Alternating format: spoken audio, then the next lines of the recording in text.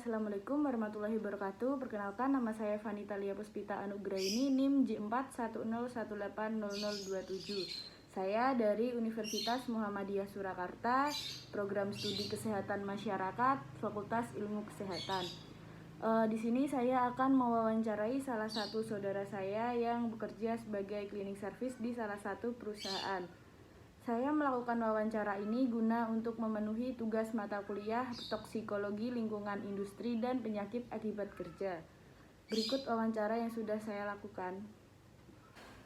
Di sini saya sudah bersama saudara saya yang bekerja sebagai cleaning service. Saya mulai ya Pak. Iya Mbak.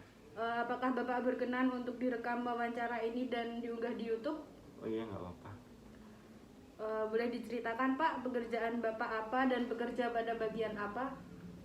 Saya sehari-hari bekerja sebagai cleaning service. Ya kayak gitulah Mbak, membersihkan kamar mandi, bersihkan kaca, lantai, nyapu, bersih-bersih gitu.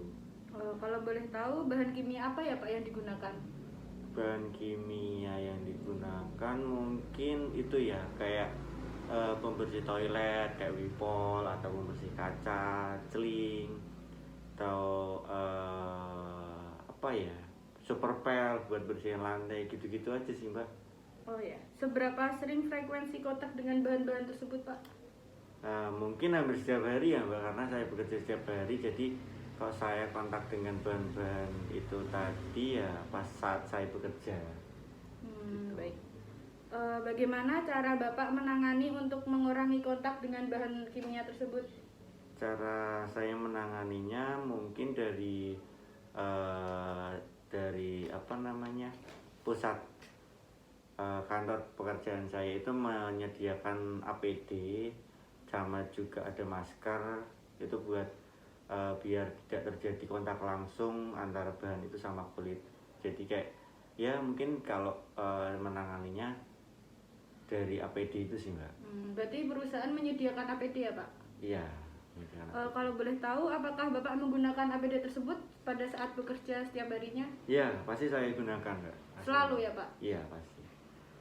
Sudah berapa lama Bapak bekerja sebagai cleaning service dan kontak dengan bahan kimia tersebut? Berapa lamanya mungkin hampir, kalau nggak salah itu 1 tahunan. Oh, lama ya Pak. Apa ada gejala sakit yang ditimbulkan Pak? Boleh diceritakan? Gejala sakit yang ditimbulkan mungkin ya apa ya, kayak gatal-gatal biasanya gitu, terus iritasi atau ruam kulit kayak gitu Mbak, merah-merah. Atau mungkin perih kadang, misalkan pas bersihin toilet atau apa kena mata itu kadang terasa perih gitu sih Mbak. Langkah apa Pak yang diambil kalau Bapak mengalami sakit kayak gatal-gatal gitu? Biasa sih kalau langkah apa ya, pengobatannya saya kalau udah selesai kerja di rumah itu mungkin saya kasih salep, terus yang merah-merah juga kasih salep, bedak atau balsem, gitu-gitu sih Mbak. Yang obat-obat yang ada di rumah aja, udah nanti udah reda.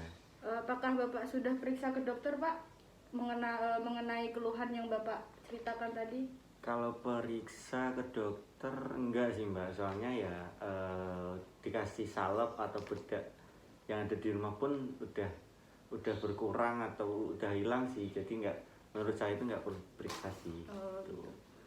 Apakah Bapak mengalami keluhan lain saat bekerja kayak sakit punggung atau pegal-pegal atau kakinya pegel gitu, mengalami nggak Pak? Ya biasa sih Mbak, kalau sakit punggung, pegel-pegel itu pasti. Jadi kayak mungkin pekerjaan terlalu berat atau banyak yang harus dibersihkan ya sering saya pegel-pegel, sakit punggung, dan kadang seleo juga, misalkan kepleset gitu biasa. Kayak gitu sih Pas Mbak. ngepel sih Pak. Iya. Bagian tubuh mana Pak yang ditimbulkan pada saat bekerja yang paling sering kerasa sakit? Yang paling sering punggung pasti Pak. Punggung. Punggung karena ya buat berdiri, buat bersih-bersih apa namanya, jongkok atau menunduk ya namanya itu punggung saya yang paling kerasa sih, paling kerasa gitu. Ya, kapan dirasakan Pak? Dirasakan pasti kalau malam hari, kalau mau tidur biasanya Pak. Biasanya kan kalau masih rehat itu udah paling paling kerasa sedang santai mau tidur terus punggung pegel-pegel, wah itu pasti rasanya nggak karuan. Apakah Bapak sudah berusaha mengatasi penyakit yang Bapak ceritakan tadi? Seperti sakit punggung. Kalau itu mungkin pijet sih mbak, pijet biasa di desa gitu, pijet nanti juga agak reda, agak berkurang pegelnya, sakitnya, terus bisa kerja lagi, nggak apa-apa gitu. Oke. Apa Bapak memiliki BPJS? Apa BPJS tenaga kerja yang disediakan oleh kantor? Ada sebenarnya, ada BPJS saya. Sering dipakai Pak? Pernah periksa keluhan tersebut pakai BPJS-nya? Kalau itu enggak sih mbak, soalnya menurut saya itu enggak perlu sampai ke dokter karena ya namanya pegel-pegel bekerja itu apa namanya udah hal biasa. Terus gatal-gatal juga bisa diatasin pakai salep atau bedak, nanti juga reda, udah enggak gatal lagi, udah hilang atau udah berkurang gitu sih mbak. Jadi kayak nggak perlu lah periksa ke dokter gitu, nggak perlu sih menurut saya mbak. Gitu. Baik Pak. Mengenai keluhan yang Bapak ceritakan tadi, apakah mengganggu kehidupan sehari-hari Pak di luar jam pekerjaan? Kalau mengganggunya sih nggak terlalu sih mbak, soalnya paling itu tadi kalau mau tidur itu kan badan capek, badan pegel-pegel, jadi kayak agak mengganggu waktu tidur, mungkin gitu aja sih. Di tempat bekerja Bapak di kantor itu apakah ada orang yang mengawasi pada saat Bapak bekerja?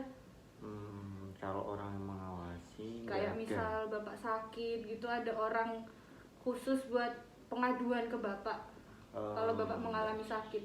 Nggak ada sih mbak, kayaknya nggak ada. Paling kalau saya bekerja itu nanti saya pekerjaannya sudah selesai, nanti saya laporan gitu aja gitu. sih. Jadi nggak ada yang mengawasi, nggak ada. Tapi pihak kantor menyediakan APD ya Pak? Iya, menyediakan APD sama itu tadi masker. Yaudah segitu dulu Pak, terima kasih sudah berkenan mengikuti wawancara ini buat memenuhi tugas mata kuliah saya. Terima kasih. Saya sudah melakukan wawancara dengan saudara saya yang bekerja sebagai cleaning service. Analisis yang dapat saya ambil terkait hasil wawancara tersebut berdasarkan MSDS bahan kimia yang sering digunakan pekerja pada Wipol, Celing, dan Superpel yang digunakan ternyata memang dapat mengganggu kesehatan tubuh. Salah satunya gatal, iritasi mata, kemerahan pada kulit, ruam kulit. Jika bahan kimia tersebut terpapar setiap hari tanpa alat pelindung diri. Penyakit akibat kerja yang dialami pekerja adalah sakit punggung, pegal-pegal, gatal-gatal, iritasi, dan ruam-ruam pada kulit, serta kemerahan. Antisipasi yang dapat dilakukan oleh pekerja tersebut adalah dengan menggunakan alat pelindung diri yang lengkap seperti baju yang sudah disediakan oleh kantor, masker, serta kacamata untuk melindungi mata. Dan jika saya bekerja sebagai K3 di perusahaan tersebut, agar mencegah kejadian penyakit akibat kerja seperti yang sudah dikeluhkan pekerja kepada saya akan melakukan pengendalian potensi bahaya di tempat kerja di perusahaan tersebut. Bisa juga dengan pelayanan kesehatan atau mengajak pekerja untuk periksa ke dokter mengenai apa yang sudah dikeluhkan dan apa yang sudah dirasakan sebelum terjadi hal-hal yang tidak diinginkan, sebelum terjadi hal-hal yang mungkin lebih parah dari penyakit yang sudah diceritakan tadi. Selalu memberitahu bahwa pentingnya alat pelindung diri jika sedang bekerja untuk mengurangi terjadinya penyakit akibat kerja. Sekian podcast yang sudah saya lakukan dengan pekerja cleaning service yang sering terpapar bahan kimia. Semoga bermanfaat. Wassalamualaikum warahmatullahi wabarakatuh.